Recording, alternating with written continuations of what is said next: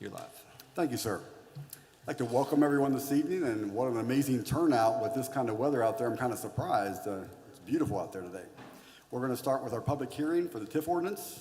So it's to conduct a public hearing regarding the proposed adoption by the Common Council of the City of Elkins, the city, of an ordinance which would approve and create a new tax increment financing district in the city to be known as the City of Elkins Redevelopment District Number 1. Approved plan, or project plan number 1, as approved by the West Virginia Department of Economic Development, establish a tax increment financing fund for such district and provide for other matters in connection therewith. Is there anyone here for public comment tonight? Yes, sir. If you'll please step up to the microphone.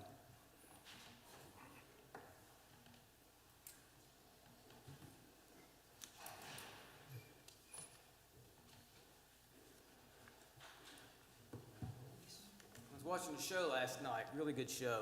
Can you state your name, please, and address? Lamar Weiss. I was watching a show last night, really cool show. The current protagonist made a comment. We kind of remember here. He goes, "We watch history, we make history, and one day we become it." This is history. What's going on here? The TIF is just one piece of the puzzle, a bigger piece, a lot bigger piece. Once the money comes in, then it presents a dilemma. What do you do with it? Well, that's a pretty pleasant dilemma to have. And I think between the leadership of Mayor Marco and the vision of the council here, public, community, it'd be interesting to debate that, what you do with the revenue. And I think the IQ level in this room is high enough to do the right thing. I don't think the wrong thing's going to be done. It can't be. People won't let it be done. So I want to applaud the council's vision, the community coming out, and we need to put this piece of puzzle in place over here. The framework's over there, okay? Big piece of the event center, the TIF's big piece, and so forth. Now it's time to fit these pieces together and work on the next piece of the puzzle. Whatever that is, I'm not sure, but you can't have the next piece till you get this piece. So you should pass this, approve it, and let's get on with taking care of the garden over there. All right, thank you all. Thank you, sir. Is there anyone else here for public comment tonight? If not, we will now close the public hearing. If you would please join me with the invocation, and then we will follow that with a pledge of allegiance. So please bow your heads.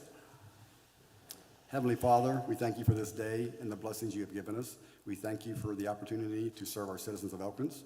We ask that you guide us in our decision-making as we strive to help our community grow. We also ask that you watch over and guide our country's leaders. In Jesus' name I pray, amen. Amen. Pledge allegiance to the flag of the United States of America and to the republic for which it stands, one nation, under God, indivisible, with liberty and justice for all. I will now call the City of Elkins Common Council meeting to order and ask our clerk to take roll, please. Counselor Bross-Friganera. Here. Counselor Chenoweth. Here. Counselor Kwanzo. Present. Counselor Griggs. Here. Counselor Guy. Counselor Hinchman. Here. Counselor Lowther. Here. Counselor Parker. Here. Counselor Severino. Here.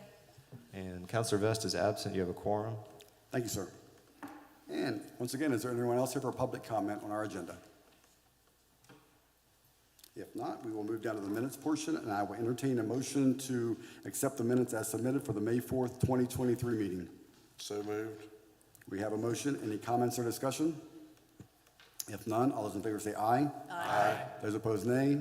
Motion carries. And now we have a presentation by the Elkins-Randolph County Chamber of Commerce, Miss Lisa, and Mike. Okay.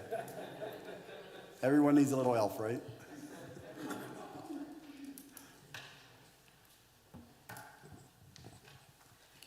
Thank you. And before I begin, Chamber Board President Mike Bell is handing each of you a flyer. Don't flip it over. That's what I'm wanting to do. It's just a bunch of numbers. Just leave it like that for right now. Everybody wants to flip it over as soon as they get out. I was a teacher for so long. I know how that is. But just leave the numbers down. So thank you, guys. Again, I'm Lisa Wood, Executive Director of the Elkins-Randolph County Chamber of Commerce.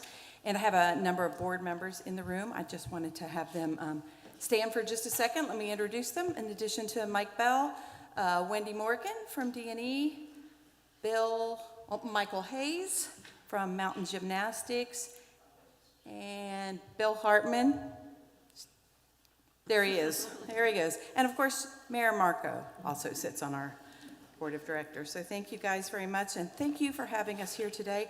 I promised the mayor I would make this short and sweet. We all want to get over to the concert, so I will do just that. All I have is that list of numbers for you. But I always want to say thank you for having the chamber here, and thank you for your financial support as well as your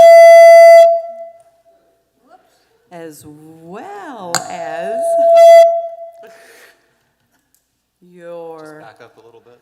Yeah. Thank you very much for your financial and continued support. Back up, I get told to get in and out. Okay. So, 200.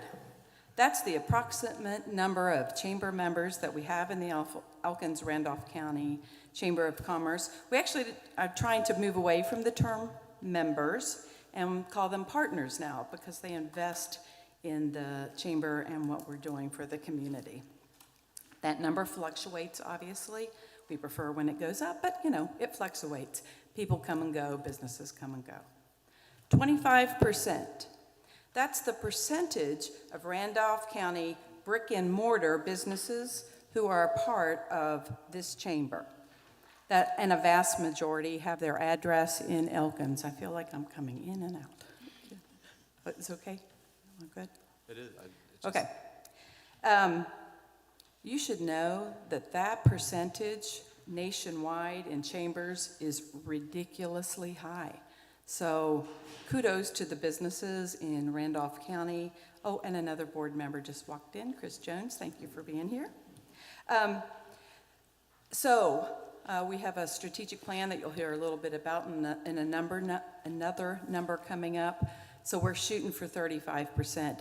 That is huge. And so we feel very appreciative that the businesses in Randolph County participate in all the things that the chamber does for them on their behalf. 37. That was the number of programs and events the chamber hosted in this fiscal year. Our fiscal year is the same as yours, so we've got another 5 weeks left, but we'll have approximately 37. That's more than 3 a month, though. That's pretty good. 6 is the number of programs or events being planned for added on to the 23-24 list of programs. So the programs and events, I've bundled them all together. That's, Business Made Social, which is like an after hours, education classes, ribbon cuttings, events like that. What we're planning to add are some small genre groups in businesses, like a young developers group, women in business, young entrepreneurs or new entrepreneurs group, and a few more. So that's what we're talking about when I say programs and events. 400, that's the number of email blasts and social media posts that we anticipate having during this fiscal year. That's a lot. Some people might say that's way too many, but that includes shares and as well as email blasts and social media posts. 5, that's the number of objectives in our new strategic plan. We actually call them our big ideas. I'm going to say them very briefly. The first is to educate and advocate for our members. We're wanting to increase the advocate part especially a little bit more, and we will always be happy to add educational programs. Number 2 is the retention of businesses and people in our community. Number 4, and these are very abbreviated. Number 3 is being an information resource for both the business community and just the community in general. Number 4 is increased member engagement. That's always something that we strive to do. We can never have enough. And number 5 is a long-range vision for the sustainability of the Elkins Randolph County Chamber. All right, back to the number list. Number 14, that's the number of partner organizations the chamber works with on at least a monthly basis that I could think of today. So we work with so many that I'm afraid to make the list because they will, inevitably, I'll leave someone off. But we are constantly working with other organizations in collaboration for programs, grants, activities, events, whatever we can. 1.5, that's the number of employees the chamber will have starting July 1st, because until then, it's just me, one. But we're adding some contracted hours so that we can, because we want to increase membership, we want to increase our events and programs, so we need a little bit more human power. So that's what we're hoping to do starting July 1. 12, that's the number of members of our current Leadership Randolph class. The Chamber's very proud of that new program that started this year. It's been successful way beyond my imagination, and it's been a long time coming. People have been talking about having a Leadership Randolph class for the county and everyone who lives in Elkins and all the other municipalities for a long time. And it's a program that mimics Leadership West Virginia, but scaled down in time and size for a county level. And 196, that's how many days we have left until the December 1st Christmas parade, when we'll be marching right past this building. Hope to see you all there. And we'll be kicking off Elkins year 2. So, any questions? Anything? Thank you. All right, thank you. Was that short and sweet? Appreciate it. Okay, we'll start now with our committee reports, and we'll start with Counselor Chenoweth. Thank you, Mayor. Personnel Committee met last Thursday. We discussed 2 items. Both of those items made it to the council agenda. That's Resolution 1657 and 1658. Personnel Committee recommended that council adopt those items, so we can talk about those. If you have questions, we can answer those during the business portion of the meeting. That's all I Thank you, have. sir. Counselor Guy. No report. Thank you. Counselor Hinchman. Yes, sir. ARPA met last Wednesday afternoon, and we went over a request by the Little League, and we had $3,000 that we could appropriate to them, so we appropriated $3,000 for them for safety and other concerns they had. Thank you, sir. Counselor Severino. No report. Thank you. Counselor Griggs. No report. Thank you. Counselor Lowther. I was unable to attend the Parks meeting last night due to work, but I do know that Little League was there and requested some funds from Parks as well. I think if I'm not mistaken, they were approved for $15,000 for upgrades. Mike, do you have anything? You were there, you attended the meeting. Do you have anything to add? No, they gave the presentation, and we decided, well, they decided to give them the 15, that giving them 18,000. They knew they had at least 15,000 needed to go into the bleachers to make them safe. And then if there's anything left over, because they felt it may be more than 15, they would use it for the paint and other safety issues they had. And the next Parks meeting is June 21st at 5 p.m. at the Phil Gaynor Center. Thank you, sir. Counselor Bross Briganera. The Rules and Ordinance Committee met, and we are working on the final draft of the extensive ordinance dealing with animals in the city limits. So hopefully that will come before council at the next meeting. The Planning Commission met, and one of the items on tonight's agenda deals with getting into a contract with the West Virginia Land Use Clinic, so I'll just wait until that comes up in the regular agenda. And that's about it. Thank you. Thanks. Counselor Kwanzo. Good evening, Mayor. I think Municipal Properties met on Wednesday morning, and I believe that the only thing I really have to report from that meeting is City Hall Gardens will be maintenance will be taken over from the tree board by Terraflora for this year, and then we'll see how it goes. Thank you. Thank you. Counselor Parker. No report, Your Honor. Thank you, sir. And we will move down to our staff report. And since Chief Bennett is off celebrating his birthday, we have Captain Belt with us. I got no report. Thank you, sir. Mr. Kessiker.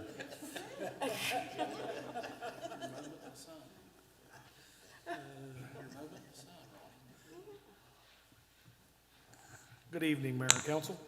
I'll be brief with this evening. If you all recall, back in April, there was a lot of pounding and drilling and grinding going on at City Hall. I'm pleased to announce that all the IT cables and phone cables and necessary cables for the offices upstairs have been ran and completed. With that being said, operations is now on the 3rd floor. We occupy the whole suite.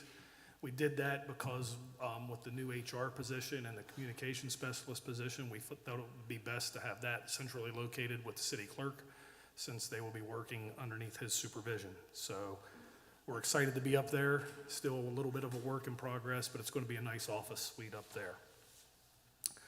Had a conference call. I didn't get to sit in on it, but Melody did, along with Jerry, and it was regarding some funding options for the HVAC work at City Hall.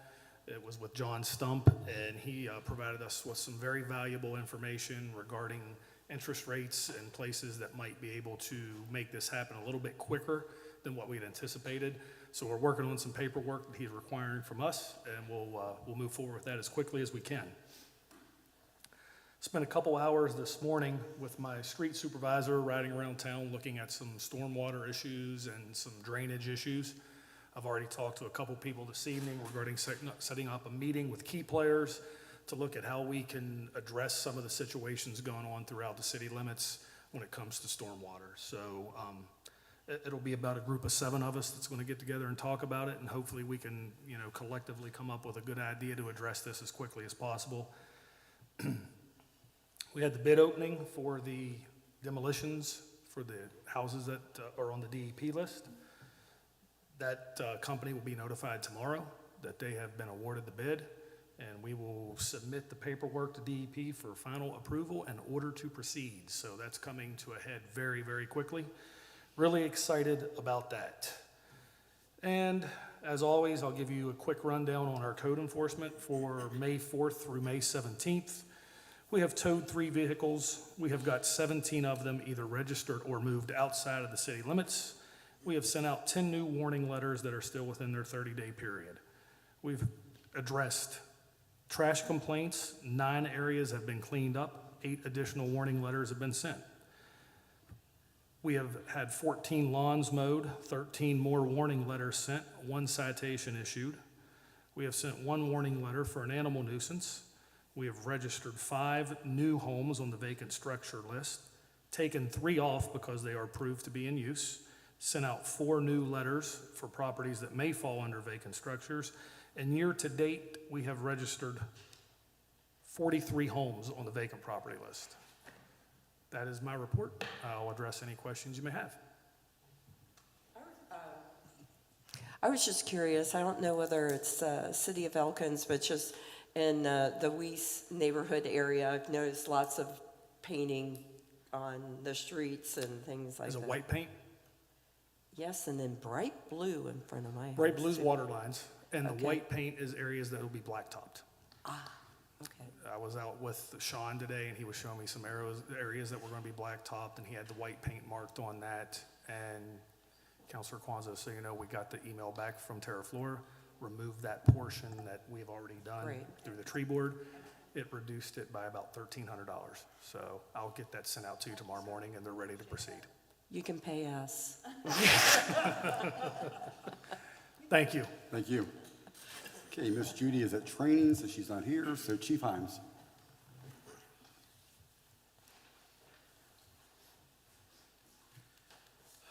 Good evening. I'll be pretty brief this evening.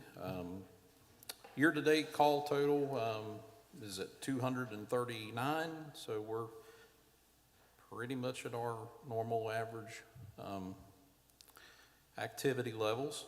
I have a crew in Dolly Sods as we speak, assisting the Sheriff's Department and the Harmon Fire Department with an incident that we probably don't need to talk any further about. If you read the paper today, we were able to receive some funding through Delegate Ty Nestor through local economic development funding. We're going to be using that to upgrade some of our AEDs. We've had these devices almost 20 years, and it's time to get something a little newer and a little bit more modern. And firefighter fatality statistics, typically, I think in 2020, there was 37 that died from stress and overexertion, and 29 of those were heart attacks. So this equipment will, directly keep our people, safer. And the last of our ARPA equipment is arriving. Got 2 ice rescue suits today, so I don't want any ice to try them out. I think Sid's going to let us get them in the pool at the Y, just so to get the feel of them. And the last thing, I got some photos by email last week in June of 21. If you all remember, we signed a contract for a new fire engine, and I got pictures of the cab skeleton being welded together. The salesman was nice enough to copy in the picture, the clipboard that has our name on it and our job number, so I know it's going to be our truck. So we are no longer waiting for them to start, we're now waiting for them to finish. So we're getting closer. But that's all I have, if anybody has any questions. Thank you, sir. Thank you. Okay, Mr. Stokes. Thank you, Mayor. As the operations manager alluded to, we are getting closer with the office rearrangement to have space for 2 new employees. We do have some promising developments. We do have a new communications person who has returned a signed offer letter, who won't be able to start, unfortunately, until August 16th, but all signs are that this person is worth waiting for, so I'm excited about that. But that office is going to be Melody's old office here, right across the hall. And then, as he mentioned, there's going to be an HR suite at the end of the hall with the payroll clerk and then the new HR person in the offices formerly occupied by Shanna and Mike. We don't have an offer letter back for the HR person, but actions you're taking tonight are part of the working us towards what that person has requested to come on board, and so signs look very positive for that. Expect to be sending an offer letter tomorrow if that all works out. As I mentioned last time, this is the month when the election, the first votes will be cast in the 2023 city election. Early voting starts May 31st here at City Hall down in the municipal court. Election day, of course, is June 13th. Absentee ballots can be sent out. And again, if anyone's encountering any questions, there's several pages on the website, and I'm happy to talk to anyone or receive any questions to help people figure out what they want to about the election. And then finally, we are working on entry-level testing for the police department, which is going to be scheduled for June 17th. That's a Saturday. A few final details to work out about that, but some ads and social media posts and whatnot will be going out on that. But that'll just be June 17th will be the test date. And that's all I have to mention. Does anyone have any questions? Thanks. Thank you, sir. Ms. Roberts. Thank you, Mayor. I don't have anything in particular to report until we get to the business part of this meeting with regard to the memos I sent to council. So, and one thing to add with regard to the DEP grant, today the Code Enforcement Department, along with Chief Himes and myself and the attorney representing the properties that are owned by the individual that we've brought the civil actions against, did an inspection of the properties, and we were able to arrange to have Mr. Dave Clark there so he could speak to the property owner in hopes that perhaps something could work out going forward. So we'll keep you posted on that. Thank you. Okay, now we're at the approval of the vendor invoice payments. I will entertain a motion, please. So moved, sir. We have a motion. Any comments or discussion? If none, all those in favor say aye. Aye. Those opposed, nay. Motion carries. Under new business, ordinance 315, to consider for adoption on final reading following a public hearing of an ordinance of the city which would approve and create a new tax increment financing district in the city to be known as the City of Elkins Redevelopment District Number 1. Approve project plan number 1 as approved by the West Virginia Department of Economic Development. Establish a tax increment financing fund for such district and provide for other matters in connection therewith. I will entertain a motion, please. So moved. We have a motion. Any comments or discussion? Just had a question, sort of to Mr., I know the team is here tonight to answer those questions, so I know sort of in line with Mr. Weiss's Rob, point. can you make sure you use your mic, please? Thank you. Sorry, thought I was. A little bit closer. We're good. To Mr. Weiss's point, I guess, I don't know, you may have talked about this, maybe I just didn't pick up on it, but who oversees, I guess, the money coming in to make sure it goes to the right project in the right district? How does that work?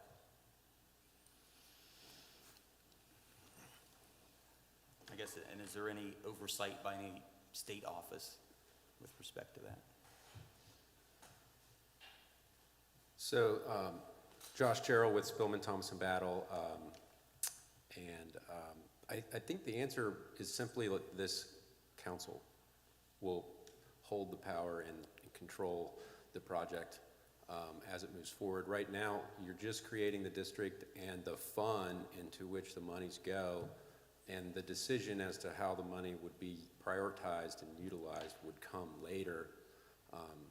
But the city itself will have that decision-making power, and you will decide, I think, whether it's through a committee or an advisory council or some form of advisors, how to structure that, but it'll be up to this council. Okay, thank you. Can you remind us of timelines, like when will the first round of money come in and, things, the timeline of this project? The timeline, well, the base will be set as of July 1 from last year, and the taxes will not begin to accumulate until you certify the values next year. So you really wouldn't begin to see anything. I don't anticipate that you would see any incremental values begin to materialize until next spring, summertime is when really you'd start to see stuff, and it would be very gradual at the beginning.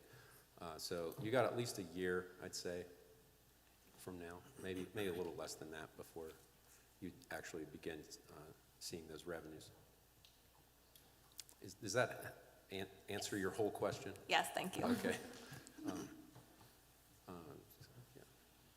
Any other questions? If none, all those in favor say aye. Aye. Those opposed, nay. Motion carries. Thank you.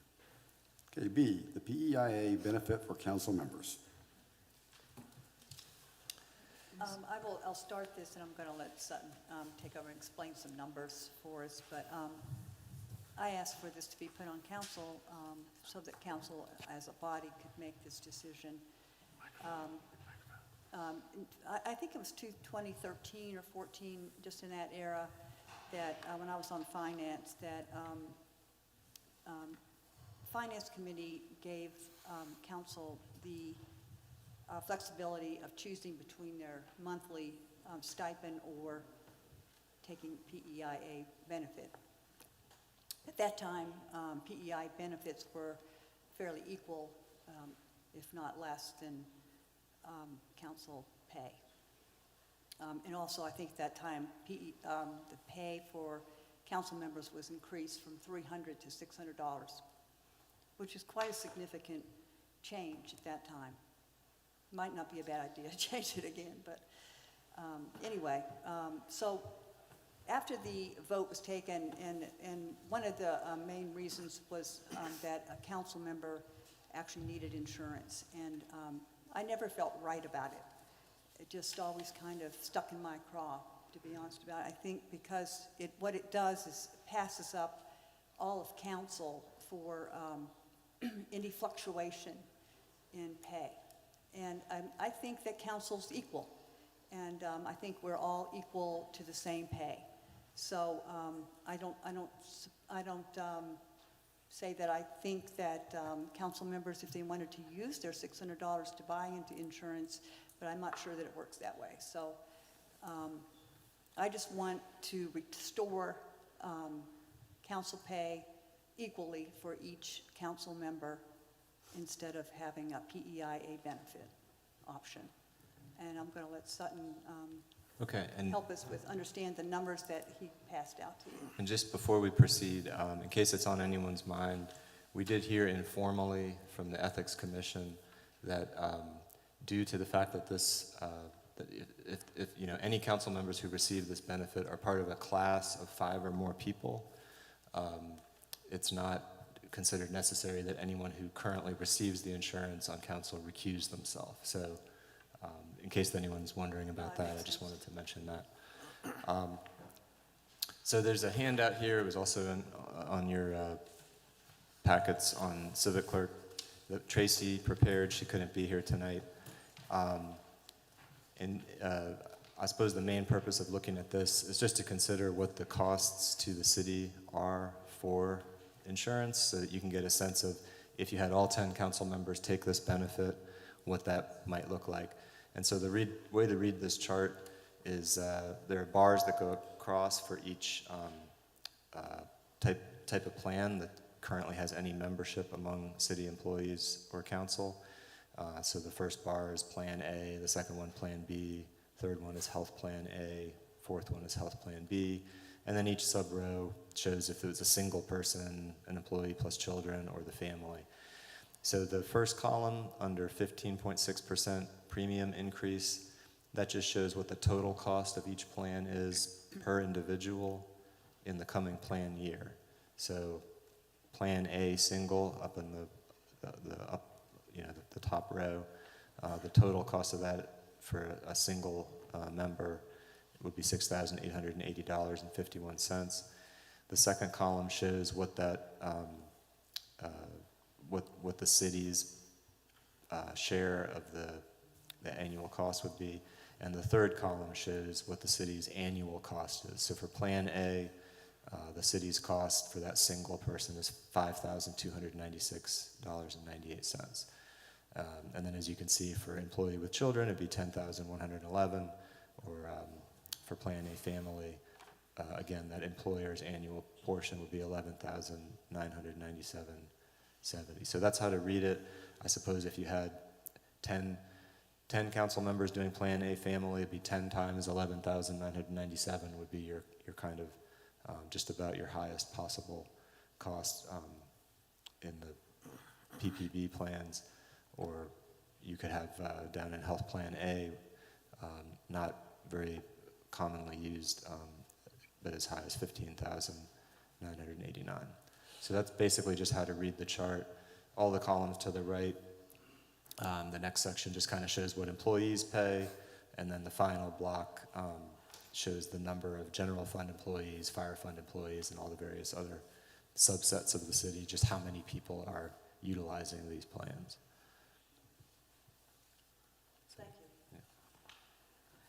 May I say something about the history of it? So in January, I believe it was the 15th, 2015 is when the resolution was passed, allowing the option of doing insurance rather than getting the pay that everyone on council got. At the same time, that's when the ordinance was passed with regard to upping the compensation for council. Of course, it couldn't go into effect to affect the people that were there. It was when because that was a year of an election cycle. So when the new council came on in, well, it would have been April then, because the elections were in March, that would apply to them for the higher compensation. Prior to allowing the council members to choose between the two, there already was a resolution that allowed council members to be able to avail themselves of the insurance policies that all city employees had. Now, I don't know how that was handled at that time, but when the the resolution got passed in 2015, it referred to a previous resolution that was permitting all members of council to avail themselves of the insurance policy with all the other members of that were employees, excuse me, of the city. Because you are an employee, you get a W-2 just like everybody else does. So that's sort of the history of where it was back in 2015. And nothing's changed since then with regard to the pay or with regard to the resolution on opting to take the premium or to take the insurance rather than the $600 compensation that goes to council.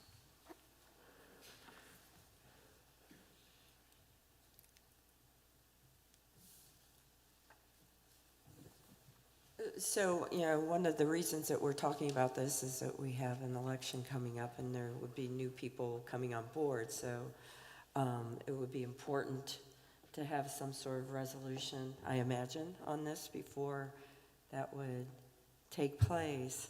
And just as a reminder, if you look at the annual, for council members, it's $7,200 is our wages that we, minus taxes, yes.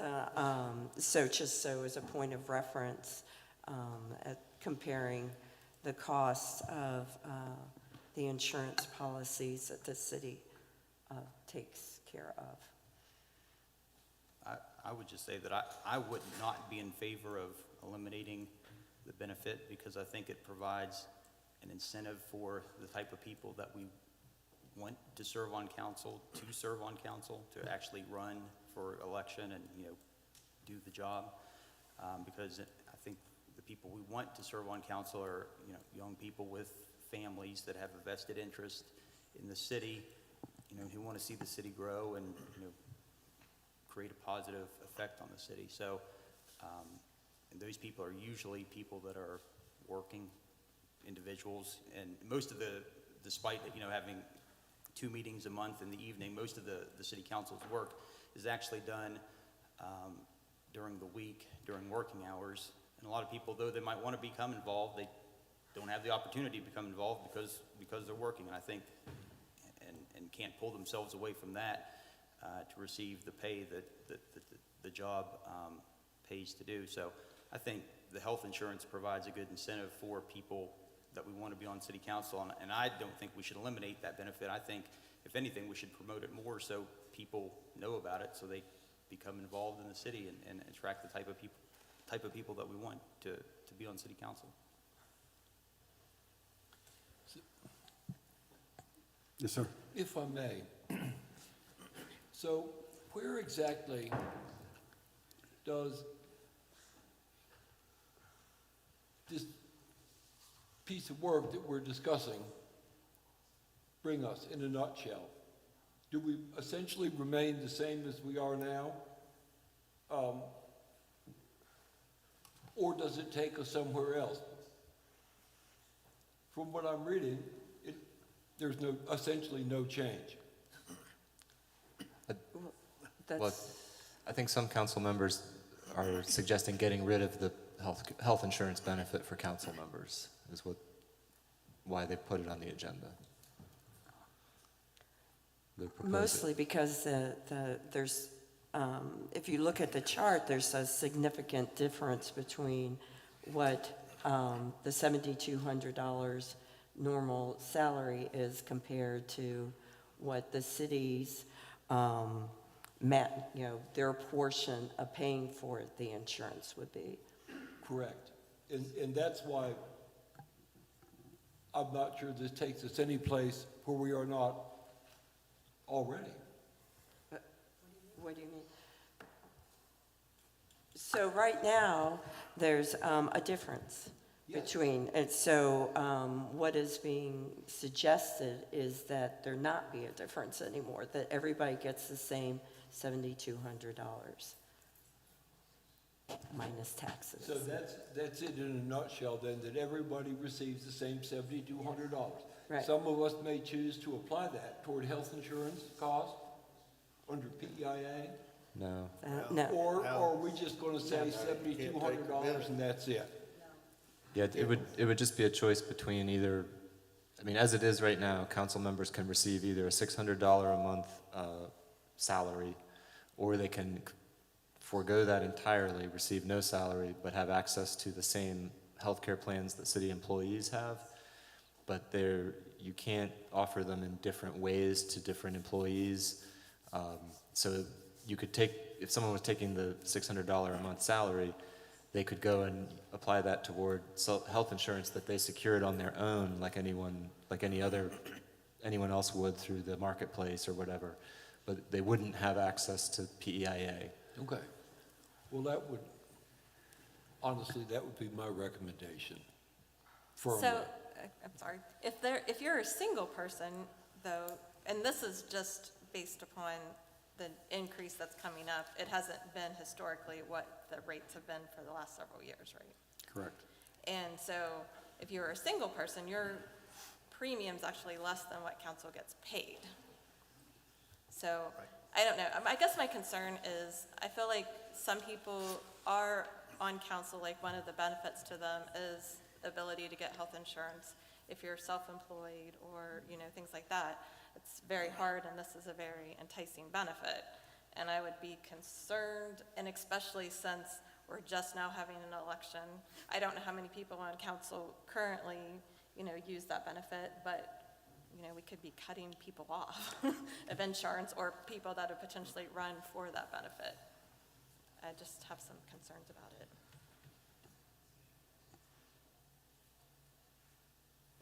Well, I think we would have to take that into consideration, that some folks may be utilizing this, and, we may need to grandfather that in, because obviously we don't want to cut them off. I think that what Tracy said is that people, if there's anyone using the PEI benefit, it will be concurrent until the end of their term. So Right. they will not be cut off. Correct. It would only be prospective if there were the decision of council to change what the situation is. It could only be going forward and would only apply prospectively. And I believe one other thing that Tracy said, that anyone on council that has this insurance, the percentage of the employee payment and employer payment has to be the same as it is for other employees. For instance, they're in the street department or sanitation department. So whatever the split is about what the city covers and what the employee covers, you can't treat anyone on council differently. It would have to be the same. Correct. On the Because you are considered city employees, yes, that's correct. That's the only reason, frankly, that you can have this insurance available to you, because you're considered an employee. I mean, in just a perspective for fairness, I think it's, I understand what you're saying, Rob, and I think it's great, it's a great benefit, but I don't think it's fair to all council members. And I think that what the problem is that council probably needs a raise. And I would hope that the new council would look at it and see that, we do a lot. We have a big commitment to the city, where we have to be here. You have to be here for 2 meetings for sure a month, and you have to be here for many other committee meetings, as well as anything else that may come up. And there's a lot of responsibility, and believe me, all of us had to sit on your no. But I don't think one person here is worth any more than the next. And so therefore, that's why I would be more in favor of a raise for council, so that person could be able to put that money towards insurance for themselves, or instead of each council member being paid a different wage. I keep hearing the fairness thing thrown out there, and for me, it's only unfair if it's only offered to 1 or 2 people. But the fact that the entire council has your option of taking the insurance or the pay, to me, makes that fair across the board. So when you're saying it's not fair, No, that's not true. no, it absolutely is true, No, it because is not everybody has that true, option. because a lot of council members are retired people, and they have Medicare. And they will not take this, they would not take this insurance. So But they're- you would have the option to if you wanted to, is the Well, point. not really. I don't think anybody's going to give up Medicare. It's not going to happen. And this is really council pay, not mayor pay. Just give you my opinion on that one. I'd agree with Rob that a majority of the, and I don't know the statistics in particular, but a majority of the people that are working class aren't offered insurance in this area. So by not having that available to them, disincentivizes them to be on the city council and be a part of the community and how the city's ran. And yes, it's beneficially advantageous to them. I don't think it's something that I would say is unfair to people that choose not to do that. No different than, well, you're single, get married. You get a better benefit. You know, have kids, you get a better benefit. You know, so define fair, it's just a cost to the city, but it's not a benefit to the person that's as an unfair advantage. But I think by eliminating it, you're disincentivizing people to actually take part in their community. I don't know, personally, when I first decided to run for council, I didn't even know we got paid. So I sort of agree, you know, you would have to take the health care that is offered by the city. And, you know, if it's going up to 15,000 potentially. Can you sit back just a hair? Sorry. Am I the 2 to 3 inches? Okay. All the mics are set a little differently. They're not balanced out yet, so we got to be flexible. But you do keep coming close to feedback. Just wanted to warn you. Okay. That would be doubling the amount of money if everybody were to take the 15, would necessitate a $15,000 commitment from the city. I mean, we'd have to really make sure we had the funds to do it. I don't really know whether that is a reason. I mean, we have 4 people in Ward 1 running for office. I don't really know that would disincentivize somebody from running.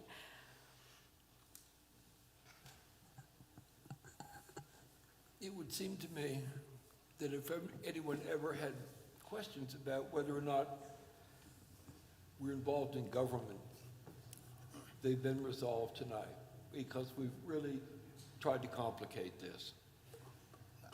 And it's not complicated. There's a very simple and modest stipend for serving on council. Period. But I don't know why it needs to go any further than that. And this has been pointed out, we all, in a sense, we knew what we were signing on for when we did this. And I don't know anyone who's saying, I want to buy a yacht and keep it in Bimini because I'm going to serve on council. I mean, please.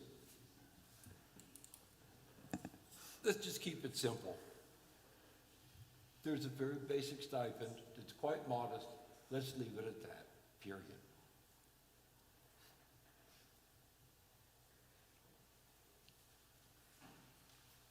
So I will entertain a motion if someone would like to make one. Yeah, so, yeah. We're gonna sit here and look at each other all night? I have to go to work, so. I make a motion.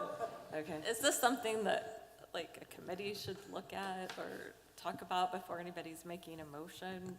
I mean, I don't feel like I have enough information tonight to, You know what? I mean, I don't know. I mean, We're talking about a benefit for the Right. people that sit here. There's not that much that needs to be discussed, I don't think. It's a matter of allowing the council members to have insurance or not. I'll make that motion. So, yes. What's your, so the hold on, motion- what's your motion? Motion is to restore each council member to a stipend of $600 a month. We have that. Would it- That was done by an ordinance, so that won't change. Okay, so We have that. So here's what you've got to remember. An ordinance was passed raising the compensation per month to $600. that is totally separate and apart from the resolution that was passed with regard to allowing you as a counselor to use that money, not take the money, but to have health insurance through PEIA. These are two separate things. Are we So dissolving the if you're talking about changing something, you're not going to change the ordinance about the compensation. You would have to change what that resolution said. Okay, And then I believe, is that in the packet? Something, I'm not sure. Yeah, it's in the Yeah, packet. I think it's in the packet. okay. What does it say particularly?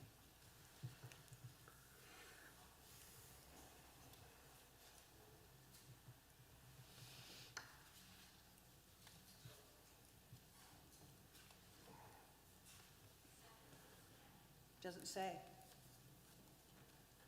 What does it say? It's in your packet. It's Resolution 692, passed But, January 15th, Okay, 2015. so what would the, You want me to read it? well, I'm trying to figure out what the resolution would be then that I should be stating here.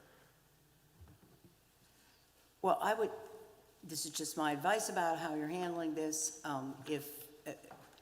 We don't have a resolution prepared, obviously, for anything different than what is currently in place. So I guess you would have to consider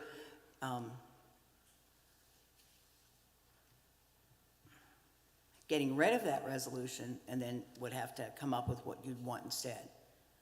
Because all you could do at this point is make a motion with regard to what the current situation So is as it's laid out Is this, in Resolution 692. so is it be a resolution to dissolve PEI benefits, or is that what? That's not what it says. I mean, I think it's important to know exactly what that resolution said. So if you want to take some sort of vote on this issue, it seems to me the most practical way to do it was say that there is an intent to dissolve that resolution, to have it no longer be in place. However, you can't change it with regard to people that are currently in office for their term, whatever that term would be. You can't take something away from people a benefit that they have. So, The resolution, that resolution would not have to come out of rules and ordinance, correct? It would be something that, or would it? No. resolutions don't usually come out of Yeah, rules and that's what I ordinance. They thought. come from different committees, but not typically from rules and ordinance. They'll come from finance many times because of those things, perhaps public safety. More often than not, it's finance that does resolutions just because So is this of something the we action should they vote take. on or not? Well, I'll make a motion that we keep things the same for the next term until 2 years from now it comes up again. Just because there's an election coming up, to make a decision on it now before the election. That's, We I don't don't have to think you make, can- we don't have to make a motion to do nothing, I right? guess Right. that's true. Right, That's just, true. it was a discussion item, that's all. right. So I guess you're right. we would like, so do we need to ask you to put together a resolution that would come back to council? It kind of sounds like, I mean, if I understand what Councilor Kwanzaa wants, she wants to eliminate the ability of councilors to choose PEIA health insurance in lieu of their salary. I think what you might, I don't know, correct me if I'm wrong, one option would be to have some kind of vote at the moment that indicates whether the majority of council wants to see formal language doing that, Jerry? I think so, because I think at this point, there's nothing to really consider short of saying we'd like to look at this differently than what's in place. So what's in place is what was passed back in 2015. If someone wants to make a motion with regard to that, as Mr. Griggs did, or whomever, you don't have anything to pass on tonight other than you want to look at this differently. And as I said, it can't, if there are changes made, it can't apply to anyone that is currently in their term. And I guess the other question is, I don't have any idea, no one would know, other than the people that are running for these various positions, if that was a consideration for them getting in that race.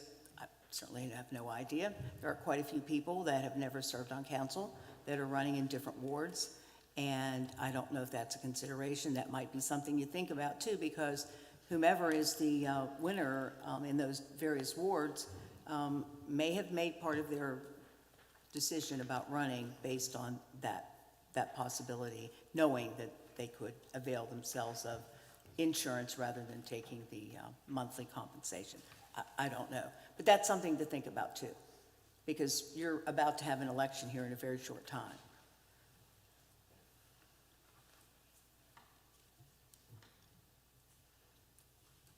So what we need is a vote to move this forward to a resolution that would come back to see whether there is a majority of people that feel that this should come back as a resolution to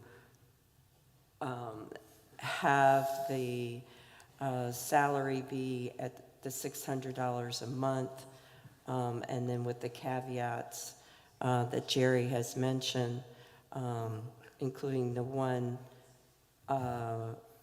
for anybody who's currently taking advantage of this offer, and perhaps for those who may have, which was an excellent point, decided to run with that understanding. It's sort of similar to giving ourselves the pay raise, but we couldn't take advantage of it until, we were reelected. So I think there are ways to make this doable, but we need to, like you say, see whether or not there's a majority of people that think we should move forward. I'm not saying that you have to do that. That would just be one option. I mean, in any... And does that motion suffice that she just made? Yeah. That applies. We're going to vote on this. The only motion I'm talking about would be a motion, to direct staff to prepare this resolution. You still would have the option, any 3 council members can put any agenda item they want on the agenda. Any admin officer can put any item on the agenda by your rules. There's a couple of ways to do it. I was just kind of feeling out, this feels like a divided room. It would be great to know what the feeling of the room is, but that feeling could change by the time something comes back. So I'm not saying that you have to do that, but that's just one, that might just give you a sense of the room. But once we take a vote and get the feeling of the room, we have to go somewhere to determine what that resolution is going to say. The more we talk about it, I'm really not sure that's the way to proceed. I mean, part of the problem is, if you change anything that's in place now, you have to have some direction about what you want changed. It says nothing in there about the amount of compensation, it just says the compensation. So if the compensation ever changed and this resolution stayed like it was, it wouldn't matter if it was $600 a month or $1,200 a month, because it doesn't say anything about this. Resolution doesn't say anything about what your monthly compensation is. It just says, it gives the counselors the opportunity to, they have the option of obtaining PIA health insurance at the same cost charged to all other city employees, with remaining costs to be borne by the city of Elkins, just like everybody else. Number 2, that if a member shall choose the option of obtaining the PIA health insurance, said member of council shall also forego the monthly compensation provided for council members by ordinance. That's what it says. That's the resolution. I think that maybe your best option is that if you think there are 3 council members that would agree to put this on the next agenda, those 3 council members could consult with staff. Staff can help draft whatever those 3 council members want, and then you could have it at the next meeting. And you don't really need a motion about that. That's just something that you would do. Because it's no action taken. Okay, let's do what he said.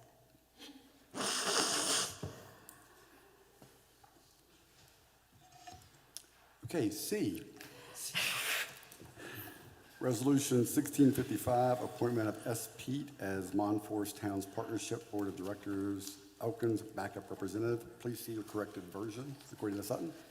There's a tiny highlighted change on the piece of paper in front of you. And I will entertain a motion to accept, please. So moved. We have a motion. Any comments or discussion? If none, all those in favor say aye. Aye. Those opposed, nay. Motion carries. Resolution 1656, retaining the WVU Land Use and Sustainable Development Law Clinic to assist with the updating of the city's comprehensive plan. I will entertain a motion to accept, please. So move. We have a motion. Any comments or discussion? If none, all those in favor say aye. Aye. Those opposed, nay. Motion carries. Resolution 1657, classifying the HR generalist position as exempt and assigning a salary. I will entertain a motion to accept, please. So moved. We have a motion. Any comments or discussion? If none, all those in favor say aye. Aye. Those opposed, nay. Motion carries. Resolution 1658, amending the city's personnel policy concerning probationary employees. This is also in a corrected version that Sutton provided you. So moved. I have a motion. Any comments or discussion? If none, all those in favor say aye. Aye. Those opposed, nay. Motion carries. Resolution 1659, accepting conditions and authorizing execution of agreement with West Virginia Department of Highways for the replacement or rehabilitation of the Davis Avenue Bridge. So moved. We have a motion. Any comments or discussion? Yes, sir. In reading through the DOH agreement, are we going to have any room to work with the DOH on the design of the bridge so that it does not look like East German industrial architecture? Good point. I mean, so that we actually it could have some architectural merit, sitting where it does, right in the middle of the city. We're working on the riverfront plan, and I would just hate to see A bridge? According to the conversations I've had with Perry Keller from the Department of Highways out of Charleston, we will have the opportunity to sit down and give our insight. they will work with us. Yes, sir.